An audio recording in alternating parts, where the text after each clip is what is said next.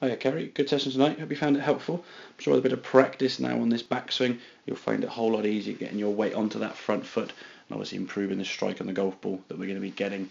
As we said, the key thing in terms of striking the ball is getting to that weight onto the front foot as we come back down. The problem was in the backswing, you were moving off the golf ball laterally, creating quite a lot of sway movement. Now if you look at the top of the backswing position, even sort of a halfway back position, that body now is tilting quite a long way over to your right side and getting a lot of weight now positioned on that back foot. So for you now to try and get back onto your front foot to get that good contact is going to be pretty much nigh on impossible. So therefore you sort of try and throw the club back to the golf ball, and as a result we see in the arms ending all the work from here. Now the body now sort of pops up.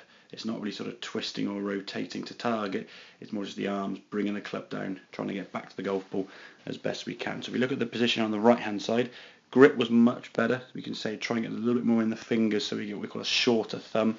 After the first few sort of grips there, we're getting much more comfortable with that, I'm sure. But getting a better grip position now, we can now focus on staying in that green circle. As we can see, that for me here at this position would be a good backswing. You'd have maintained your angles in terms of your arm position, you've hinged the wrist nicely, and we're setting the club in a really good position. The problem is you get a little bit more extended move there with the hands and the wrist sort of making the swing a little bit longer, but in terms of the body position, we're much more vertical. We've now got a chance to move onto that left side, and the thing is to get the sensation from here now, the hips, the lower half, all that weight moving onto that left side. And if you watch this as the club starts coming down now, that left leg sort of just starts popping up again a little bit. Getting back to the ball, we get better in this position because obviously we're not swayed off quite so much. We can get a bit more weight onto that front foot and get a nice rotation through. As you can see now, the full rotation up on that right side, hitting the ball in this case much better, but for consistency wise, you've got to try and feel that we're not swaying off the ball.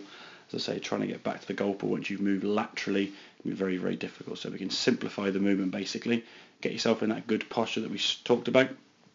Keep double checking that spine angle. It needs to make sure it's 90 degrees to the shaft angle, and once you get that, let me say, we just focus on staying over the ball, sort of keeping your head in that sort of circle position, and then we can move to the left and down, get a much more consistent strike, hitting the ball a lot further and a lot straighter. So hope that all makes sense. Any questions, obviously give me a shout, and I'll see you on Saturday.